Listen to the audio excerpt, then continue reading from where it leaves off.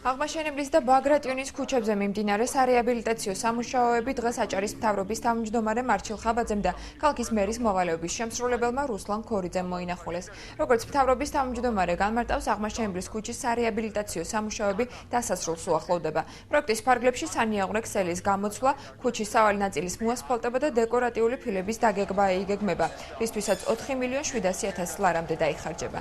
ბაგრატიონის ქუჩის რეკონსტრუქცია ტერიტორიაზე არსებული შენობა ნაგებობების დემონტაჟით დაიწყო. მანამდე ბაგრატიონის ქუჩაზე მცხოვრები 33-მდე ოჯახი საცხოვრებელი ფართებით საკმაყოფილდნენ. სამუშაოებისთვის 5 მილიონ ლარამდეა გამოყოფილი. მერის მოვალეობის შემსრულებლის განცხადებით, ქალაქისთვის შემოერთებულ ტერიტორიაზე ბეტონის საფარის დაგება უკვე დაიწყო და სარეაბილიტაციო სამუშაოები წლის ბოლოს დასრულდება. აქტიურად მიდის შემოერთებული ტერიტორიების კეთილმოწყობა. პირველ ეტაპზე ავითვისეთ 455 კუბური მეტრი ბეტონის საფარის მოწყობა. ახლა მეორე ეტაპზე 1680 კუბური მეტრით უნდა მოვაწყოთ ისევ ბეტონის საფარით პრობლემური